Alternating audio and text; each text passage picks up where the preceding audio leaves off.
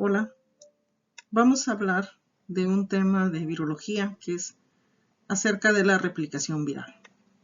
Una característica fundamental de los virus es su dependencia de la maquinaria biosintética y energética de la célula que infectan, siendo incapaces de replicarse en el medio extracelular. Por lo tanto, en muchos aspectos el estudio de la replicación viral comprende el análisis de las interacciones entre los virus y la célula hospedera.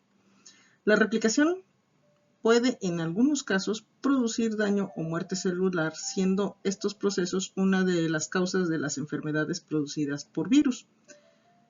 Por lo que conocer los mecanismos de patogénesis viral se basa en parte en el estudio de la replicación intracelular. Asimismo, el desarrollo de compuestos con actividad antiviral requiere del conocimiento de las características del ciclo de multiplicación de un virus, a fin de poder saber aquellos eventos, conocerlos, de la replicación que involucren procesos o componentes específicamente virales. Bueno, las infecciones virales pueden ser clasificadas en productivas y no productivas. Las productivas son aquellas que tienen como consecuencia la producción de nuevas partículas virales infecciosas, a lo que se le llama progenie viral. Dentro de este tipo, algunas llevan a la muerte y la lisis de la célula infectada, mientras que en otros casos la célula logra sobrevivir y continuar produciendo virus a bajos niveles. A esto se le conoce como una infección crónica. Aunque en algunos casos los niveles pueden ser fluctuantes o persistentemente elevados. Esto ocurre con la hepatitis C crónica. En el caso de las infecciones no productivas, la replicación viral se encuentra bloqueada y la célula infectada puede o no puede sobrevivir. Vamos a ver en qué consiste exactamente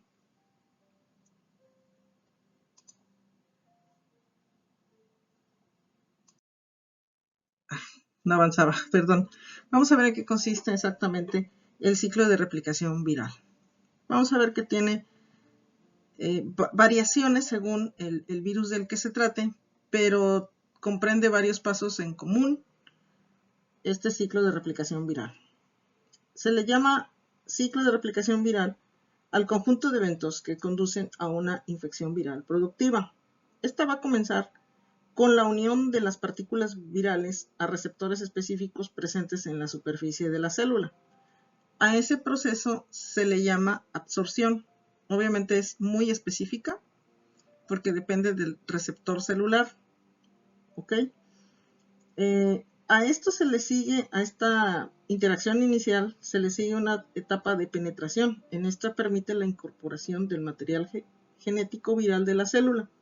Después, a continuación, mediante estrategias que difieren de acuerdo a la naturaleza del material genético, se produce la expresión y replicación del genoma viral. Finalmente, los componentes virales sintetizados se ensamblan de manera que conforman partículas virales maduras llamadas viriones que son liberadas de la célula infectada y pueden ir, obviamente, a infectar más células. Vamos a ver aspectos sobresalientes de cada una de estas etapas del virus. Bueno, tenemos la primera, la absorción. Para iniciar la replicación deben los virus aproximarse a la membrana plasmática de la célula que van a infectar y adherirse a esta. Dicha interacción implica la unión de una proteína de la cubierta viral, o sea, una de la cápside, o si es un virus con envoltura, pues una de las espículas que normalmente están en la envoltura. Se le llama de antirreceptor o proteína de unión a la proteína que está en el virus.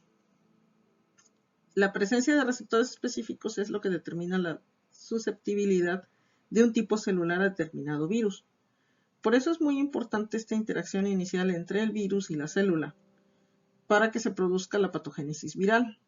Se debe tener en cuenta que la sola presencia de receptores adecuados no necesariamente conduce al desarrollo exitoso de una infección productiva, ya que requiere a veces de otros factores intracelulares cuya presencia determina la permisividad celular respecto a un virus dado. Es decir, la célula puede ser permisible o no con respecto a un virus.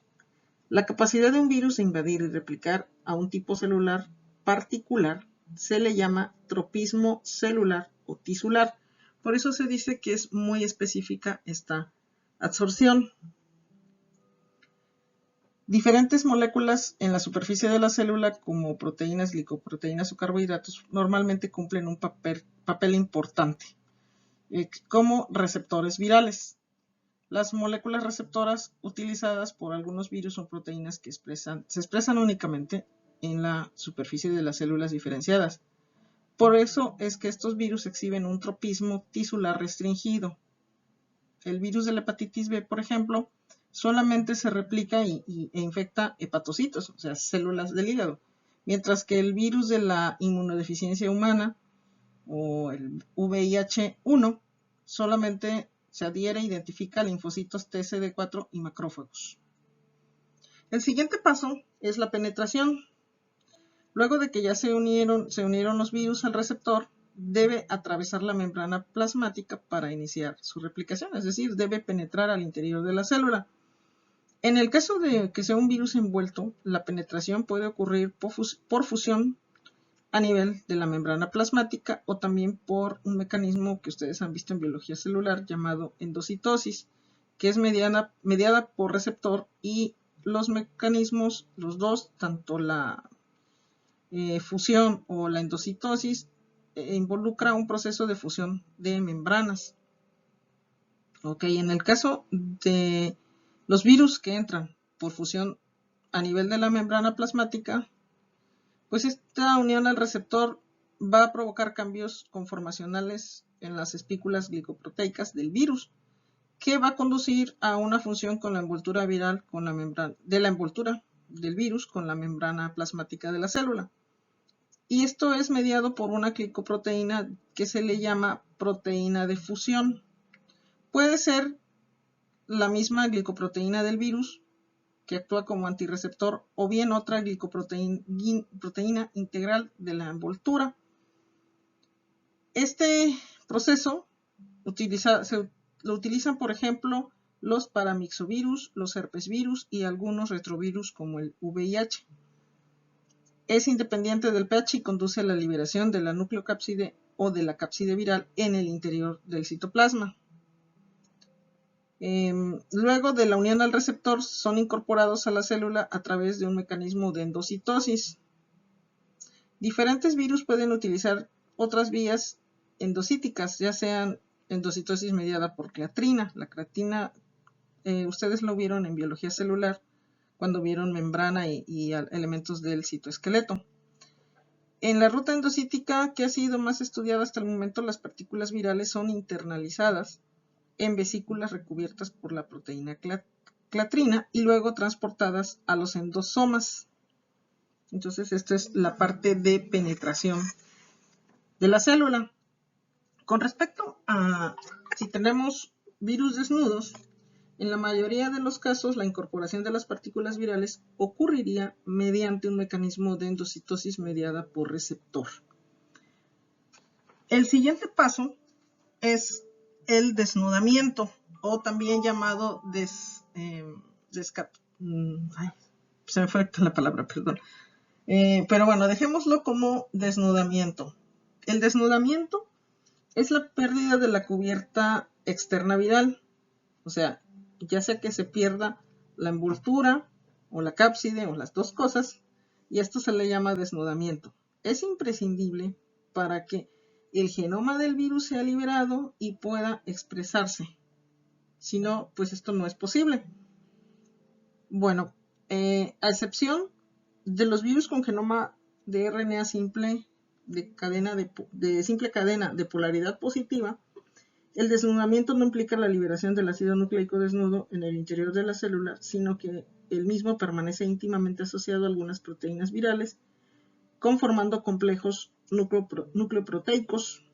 El desnudamiento se puede llevar a cabo durante la penetración a lo que es en la membrana plasmática como poliovirus o virus envueltos también, o a nivel de vesículas endosomales, o sea, una vez que han sido internalizados al interior de la célula. Después de este paso del desnudamiento, descapsidación también le llaman, pero quedémonos con desnudamiento. También otro proceso que sirve de desnudamiento, perdón, otro proceso que se ocasiona para que puedan entrar fácilmente los virus al interior de la célula es el cambio conformacional de la membrana celular, que se me pasó a mencionarlo, y entonces hace poros, abre poros, y también se hacen poros en la membrana del núcleo para que el DNA nuclear, el DNA del virus, que sea los de los virus que tengan DNA, pues pueda ser incorporado al núcleo, en donde se va a apoderar de la maquinaria de replicación y transcripción. ¿Ok? Bueno, hay algunas diferencias, se los decía antes, dependiendo del tipo de material genético del virus. Pero bueno, los pasos en común son estos que estamos viendo, que es la absorción, la penetración, el desnudamiento. El siguiente es expresión y replicación del genoma. ¿Ok? Los procesos de biosíntesis intracelular de macromoléculas virales comprenden: 1. La expresión del genoma a través de la síntesis de las proteínas virales, para lo que se deben generar previamente RNAs mensajeros. 2. La replicación del genoma viral a través de la síntesis de moléculas progenie del ácido nucleico viral. Vamos a ver más adelante unos ejemplos para que esto quede más entendible. Obviamente que vamos a necesitar diferentes enzimas para llevar a cabo los procesos biosintéticos. Se pueden agrupar todos los virus en 3 grandes categorías: en el virus con genoma ADNA, virus con genoma RNA y virus con transcripción inversa. En todos los casos, pues hay un mecanismo específico que veremos posteriormente. Y después de esto, vamos a ver qué podemos... el genoma. El genoma de un virus, ¿qué contiene? ¿Qué información contiene? Yo les decía en otro video previo que el virus tiene las secuencias de las proteínas que lo integran, que lo forman, de 2 tipos de proteínas, desde las proteínas estructurales hasta las proteínas que son enzimas, como las polimerasas. Y obviamente, pues el mecanismo es un poco complejo dependiendo de la complejidad del virus. Pero bueno, este es el paso de expresión y replicación del genoma. Les voy a comentar un poco, por ejemplo, qué ocurre en un virus con genoma de DNA. ¿Ok? Bueno, lo que pasa es que como las células que infectan también es muy parecido, DNA doble cadena, sobre todo eso, los de doble cadena, pues usan por completo la maquinaria celular para poderse replicar tanto el genoma como, proteínas estructurales, como las enzimas que va a ocupar para su replicación. Van a ser los procesos normales que realiza y lleva a cabo la célula. Hay pocas especies de virus con genoma DNA de cadena simple, la mayoría pues son de doble cadena. Ejemplos son los herpesvirus, adenovirus, papilomavirus, poliomavirus. Ahí lo que ocurre es que siempre el primer paso es la transcripción, la síntesis de RNA mensajeros subgenómicos, a partir de cada uno de los cuales se va a sintetizar una proteína viral. En la mayoría de los casos la transcripción no es simultánea para todos los genes, sino que se hace de manera escalonada. Primero se transcriben los genes que se les llaman tempranos.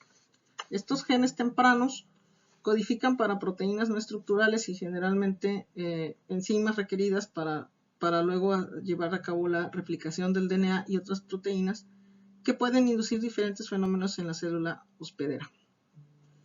La transcripción tardía abarca los genes que corresponden a las proteínas estructurales, es decir, las que conforman la cápside y la envoltura viral. Entre ambas rondas de transcripción, de los genes tempranos como los tardíos, suele ocurrir la replicación del DNA viral. En general, la síntesis de RNA mensajero viral se cataliza por la RNA polimerasa 2 celular, mientras que la replicación del DNA viral está a cargo de una DNA polimerasa propia del virus. Ambos procesos ocurren dentro del núcleo.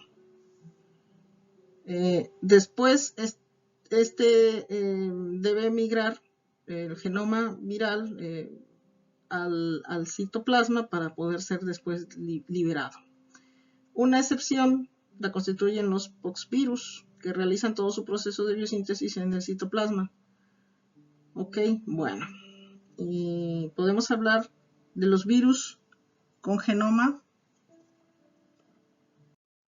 a RNA. Estos, pues los vamos a ver más adelante. Les voy a explicar un poco. Aquí se da una situación inversa a la descrita para el virus con DNA. Estos virus de RNA con cadena simple son mayoría frente a los de RNA con cadena doble. En estos, la transcripción como la replicación implica la síntesis de una hebra de RNA sobre un templado de RNA, obviamente.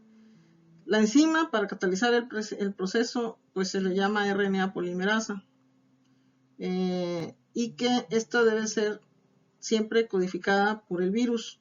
Es una información genética que tiene adicional que no tienen los virus de DNA. Los virus de RNA positivo, por ejemplo, los picornavirus, flavivirus, togavirus, etc. Coronavirus también están allí. Directamente sintetizan total o parcialmente sus proteínas como primera etapa de biosíntesis intracelular. Entre estas proteínas se halla la RNA polimerasa que va a catalizar la replicación del genoma pasando primero a la hebra complementaria negativa, luego a partir de esta se copia la cadena de RNA genómico. Bueno, ya no les voy a explicar los demás porque bueno, tenemos también incluso los virus con transcripción inversa, etcétera, etcétera. Pero bueno, ¿qué continúa todo esto? Bueno, el siguiente paso es el ensamble y maduración y liberación. Aquí tenemos esta otra parte. Vamos a ver parte por parte. El ensamble, o llamado también ensamblaje, este ocurre obviamente antes de que salga el virus al exterior de la célula.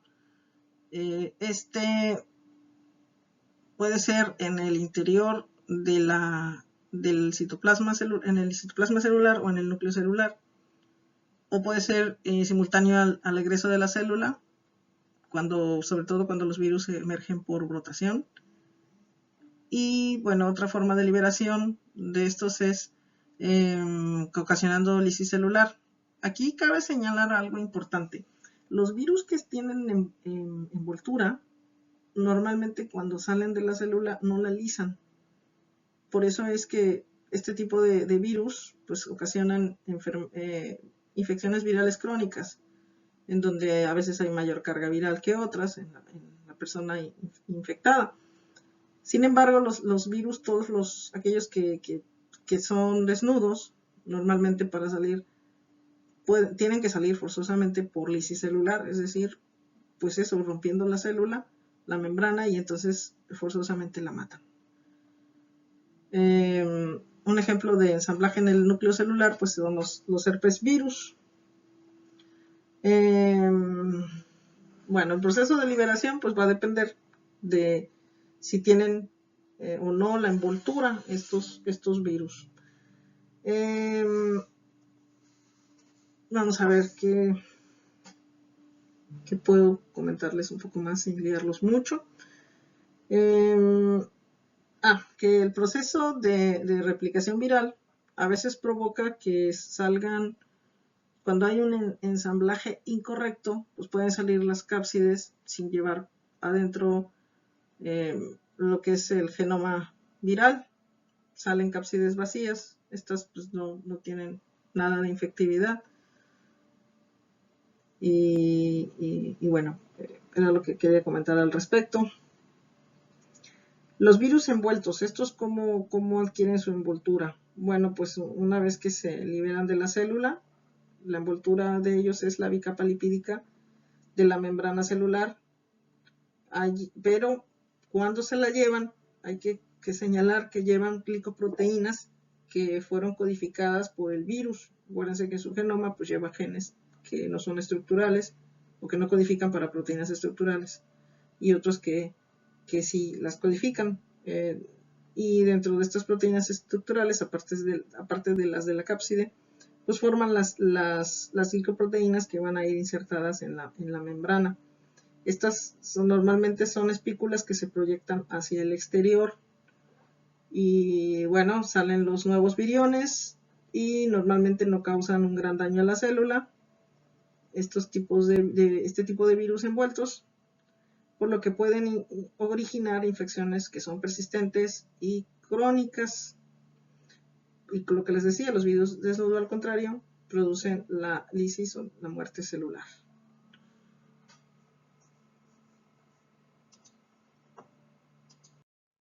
Aquí tenemos en un gráfico, en este esquema, un ejemplo en donde está todo el proceso de replicación celular de un herpes virus que su genoma es de DNA, y además es un virus que tiene envoltura. Pues vemos los pasos que ya se habían mencionado. Se aproxima a la célula, a la membrana celular, obviamente busca receptores, y entonces se adhiere, viene el proceso de absorción, luego viene el proceso de penetración, y allí adentro se lleva a cabo el desnudamiento o descapsidación, cuando se libera la cápside, pero aquí vemos que entra a lo que es el núcleo de la célula.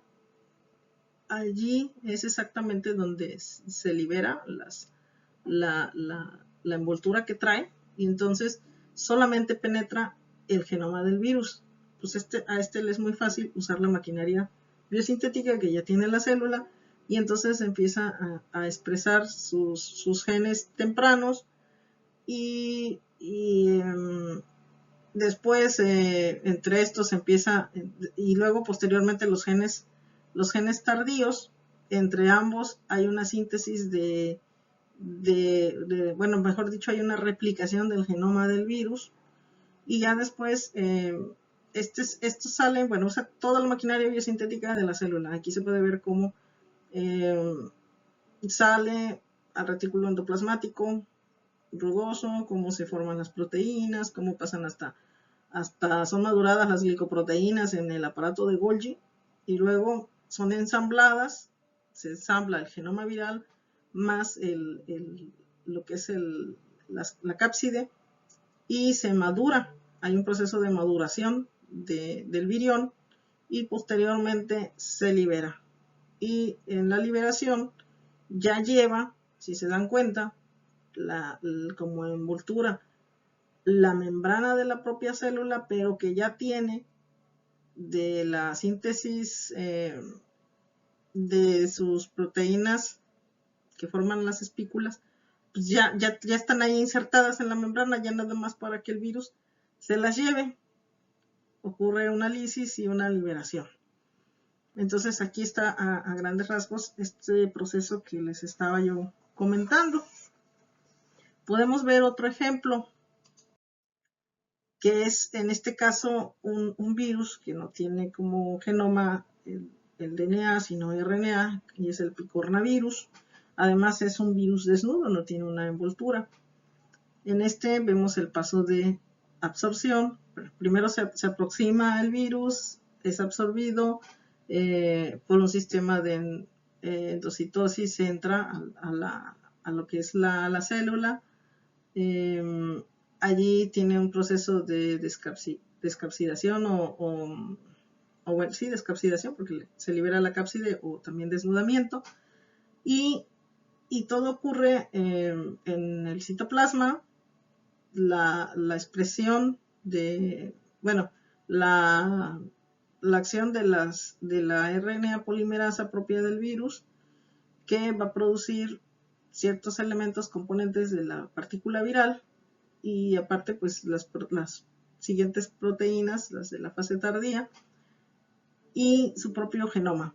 Y de allí se va a ensamblar Ahí tenemos el proceso de expresión, luego del genoma, luego el ensamblaje y finalmente la liberación de este picornavirus. Esto se lleva a cabo, en vez de en el núcleo de una célula, pues todo ocurre en el citoplasma. Estas son las grandes diferencias entre uno y otro virus, dependiendo del tipo de material genómico que posea. Bueno, a continuación les tengo que explicar lo que se conoce como curva de crecimiento de un solo ciclo de multiplicación viral. Verán ustedes, para poder estudiar el ciclo de multiplicación viral, pues hay que hacer una curva de crecimiento de todos los virus, ¿ok? La mayoría de los estudios de replicación de virus se llevan a cabo realizando líneas celulares crecidas tanto en monocapa o en suspensión. Y entonces se pueden estudiar así todas las diferentes etapas del ciclo de multiplicación viral. Normalmente lo que se hace es, bueno, hacer la inoculación. No se puede estudiar las células infectadas aisladas normalmente, pero pues entonces sí se pueden ver los análisis de las curvas de crecimiento de un solo ciclo. ¿Cómo se hacen? Pues se infecta el cultivo celular con una cantidad grande de partículas virales infecciosas, pero procurando que estén más o menos todas en una misma fase de su ciclo de replicación, con el objeto de realizar o de lograr una infección sincrónica. Bueno, es complicado en el laboratorio, pero sí se puede hacer, ¿ok? Lo que se hace es, a distintos tiempos de la post-infección, se cuantifica la infectividad. La infectividad lo pueden ver ahí del lado izquierdo, pues son las unidades, el logaritmo de unidades infecciosas por mililitro. O sea, el número de unidades infecciosas por mililitro expresado en logaritmos.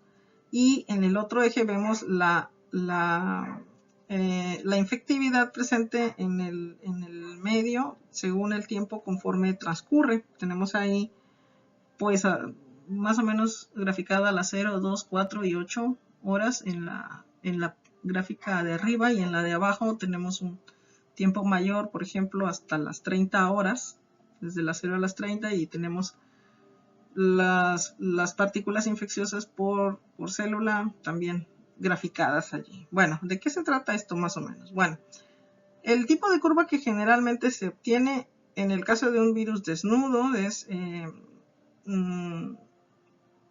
resulta de graficar el título infeccioso en la escala logarítmica en función del tiempo, como podemos verlo. Inmediatamente después de la infección, la infectividad inicialmente inoculada va disminuyendo a medida que se suceden los pasos del ciclo de replicación que ya hablamos y vimos, como son la penetración y el desnudamiento de las partículas virales. Luego llega un momento en que no es posible detectar partículas virales infecciosas ni siquiera de manera intracelular, ¿ok? Este periodo donde no se pueden detectar virus infecciosos se le llama eclipse, y aquí lo pueden ustedes ver en el gráfico. Después tiene esta eclipse su fin cuando empieza a evidenciarse un incremento de la infectividad intracelular o asociada a células.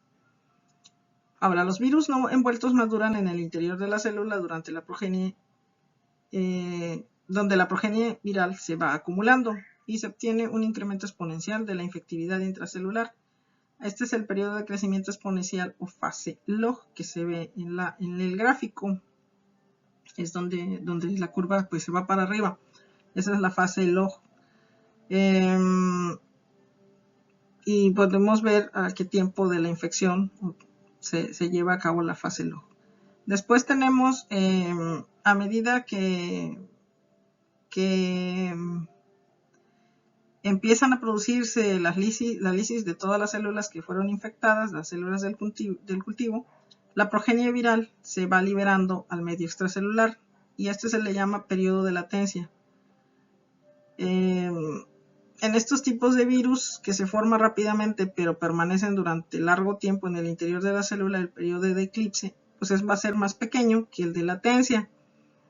En los virus que se liberan de la célula por brotación a partir de la membrana plasmática son infecciosos solamente después de que se adquirieron la envoltura, y normalmente están poco tiempo asociados a las células como partículas infecciosas. Obvio, pues salen y adiós, le dicen adiós a la célula.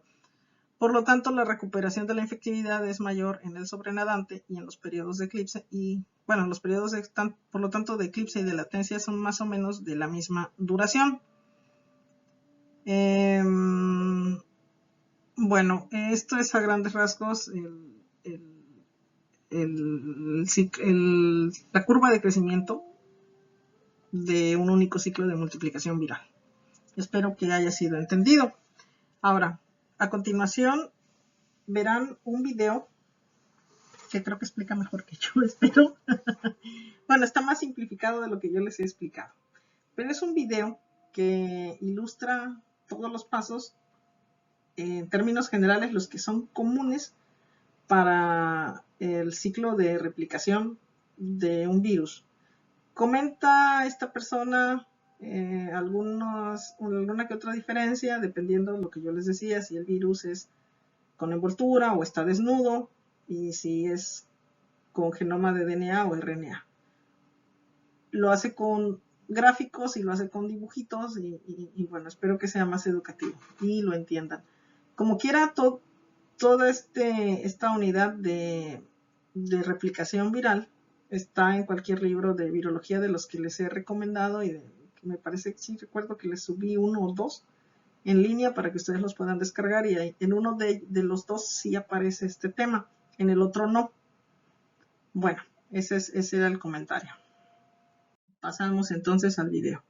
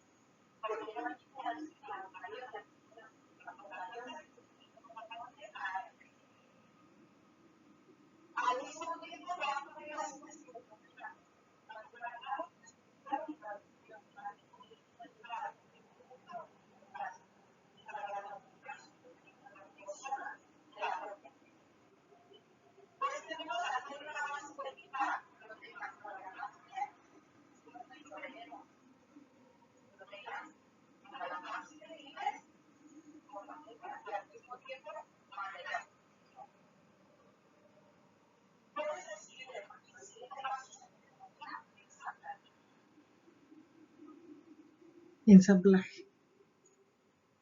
Ensamblamiento no existe.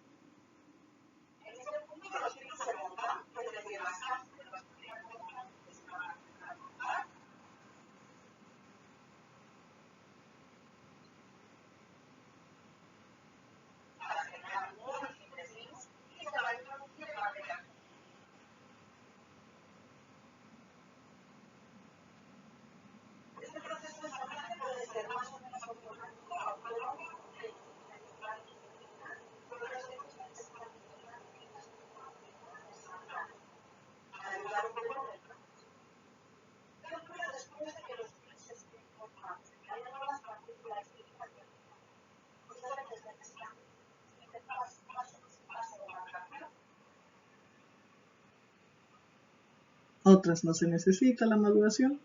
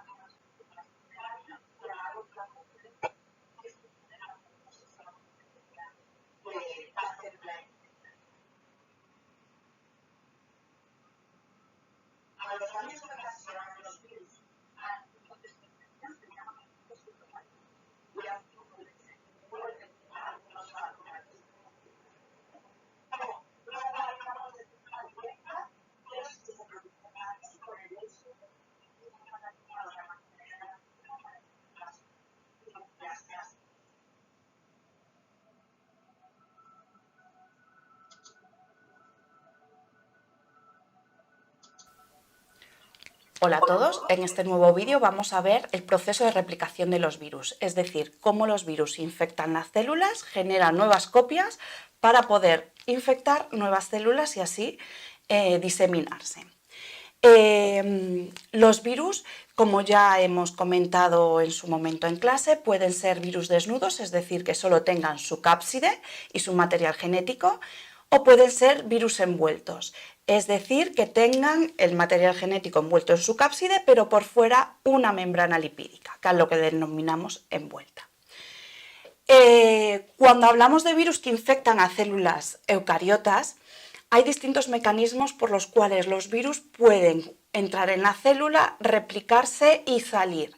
Entonces vamos a comentar en este vídeo las distintas posibilidades que ocurren, ¿vale?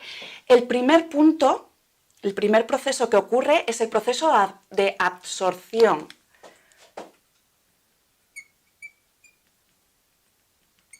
Que viene siendo el proceso por el cual el virus reconoce a la célula que quiere infectar y se une a ella. Dentro del proceso de absorción hay como dos pasos. Un primer paso que es reversible, que es como una atracción electrostática, por lo tanto se puede perder, y un segundo punto en el cual ya es irreversible y las proteínas del virus se unen a receptores celulares, receptores específicos. Entonces imaginaros un virus y este se va a unir a receptores de la célula. ¿Vale? Cuando esto ocurre, cuando ya hay unión entre virus y receptor, esto ya es irreversible porque se va a estimular la siguiente fase, que es la de entrada o penetración del virus. Normalmente los virus son muy específicos y solo pueden infectar un grupo de células en particular. Por ejemplo, el virus del VIH infecta los linfocitos T CD4. ¿Vale? El segundo punto es el punto de penetración, ¿vale? Es el paso de penetración, de entrada del virus dentro de la célula.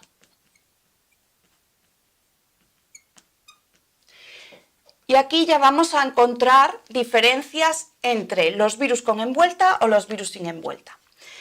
Los virus sin envuelta normalmente entran estimulando una fagocitosis o una endocitosis, es decir, el virus estaría en la superficie de la célula y estimularía que la célula generase un endosoma, es decir, se genera un endosoma para que el virus entre en la célula. Este endosoma después se fusionaría con un lisosoma. Hay otras veces que los virus desnudos pueden entrar directamente a través de la membrana plasmática. Recordar que son partículas infecciosas muy pequeñas e incluso pueden atravesar directamente la membrana sin necesidad de ninguna vesícula de endocitosis. Y otras veces los virus desnudos lo que hacen es inyectar directamente el material genético que llevan dentro. Lo pasan como estructuras a modo de jeringa al interior de la célula. Por el contrario, los virus con envuelta tienen dos mecanismos. Imaginaros un virus con envuelta, son un virus con cápside más la envuelta por fuera de la célula. Pueden hacer dos procesos. Uno, fusión de membrana, es decir, que la envuelta del virus se fusione con la membrana plasmática de la célula que va a infectar. Por lo tanto, aquí se produciría una fusión y entraría solo la cápside, se genera como un poro en la membrana y entra solo la cápside. Y la otra posibilidad es que entre por endocitosis, al igual que entraban los virus desnudos.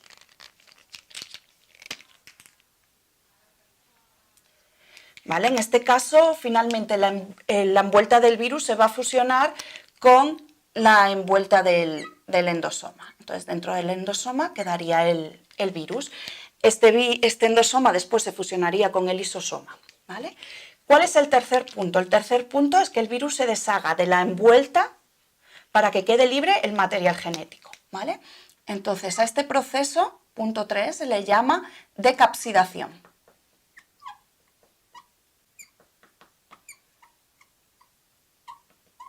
¿Vale? Entonces, lo que consigue el virus es que el material genético quede libre en el citoplasma celular. ¿Cómo lo hace? Bueno, los virus que han entrado directamente, han inyectado solo el material genético, no tienen problema. Los virus que han entrado por endocitosis, lo que va a suceder es que cuando el endosoma se fusiona con el lisosoma, recordar que el lisosoma estaba cargado de proteasas, de enzimas hidrolíticas que van a degradar, por así decirlo, la cápside del virus y por tanto van a liberar el material genético. Y los virus que entraban solo con la cápside, a través de fusión de membrana, normalmente el virus muchas veces lleva enzimas hidrolíticas que degradan sus propias proteínas para liberar el material genético. Una vez que ya tenemos el material genético libre, ¿qué hace el virus? ¿Vale? El proceso de síntesis y replicación.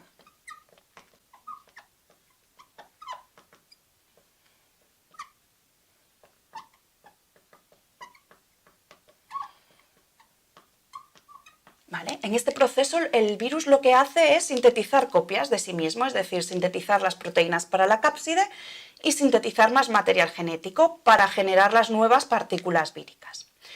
Esto, dependiendo del tipo de virus, va a suceder o bien en el núcleo de la célula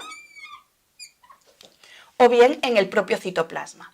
Si es un virus de ADN, normalmente ocurre en el núcleo.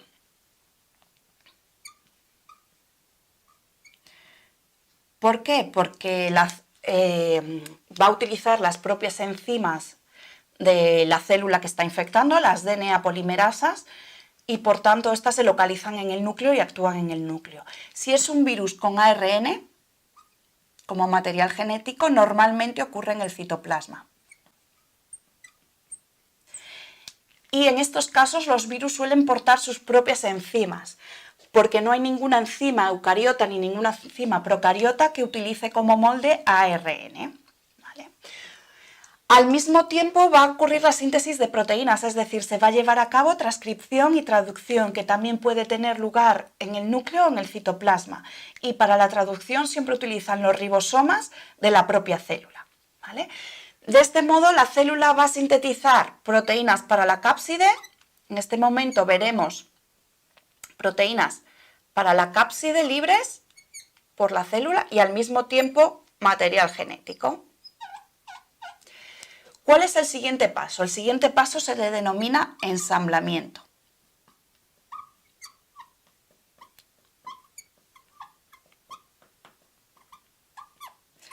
En este punto los virus se montan, es decir, las proteínas de la cápside se van a empezar a montar.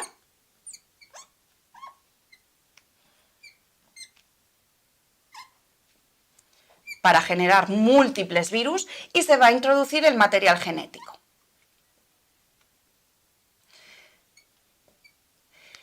Este proceso de ensamblaje puede ser más o menos automático, autónomo, sin necesidad de proteínas, u otras veces necesitan proteínas víricas que se llaman proteínas de ensamblaje, para ayudar un poco en el proceso. ¿Qué ocurre después de que los virus estén formados, de que haya nuevas partículas víricas ya formadas? Muchas veces necesitan un siguiente paso, que es el paso de maduración.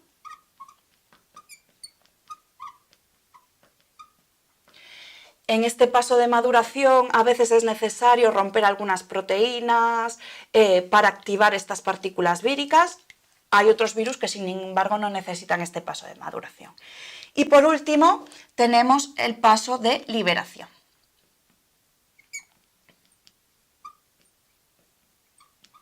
Las nuevas partículas víricas van a salir de esta célula para infectar u otro hospedador u otras células adyacentes y así conseguir diseminarse y generar más copias. En el proceso de liberación vamos a volver a distinguir entre los virus desnudos y los virus con envuelta.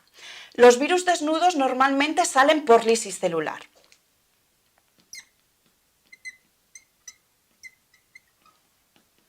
¿Esto qué quiere decir? Que los virus desnudos rompen la membrana y los virus salen. ¿Qué ocurre con esto?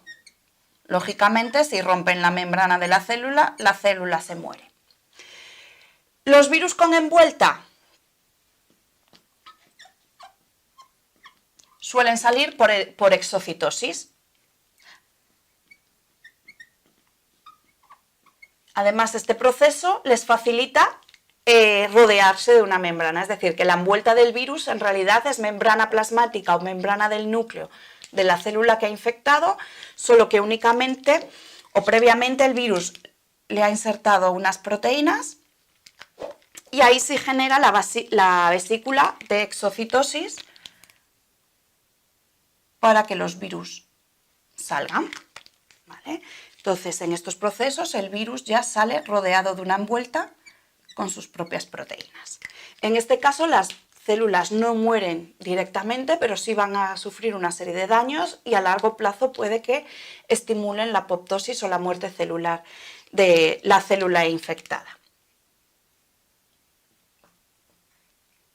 A los daños que ocasionan los virus en un proceso de infección se le llaman efectos citopáticos. Y ya os digo, pueden ser muerte celular causada por la lisis de la propia bacteria, o no hay una muerte celular directa, pero sí que se producen daños por el hecho de que el virus ha paralizado la maquinaria de la célula para replicarse y copiarse a sí mismo.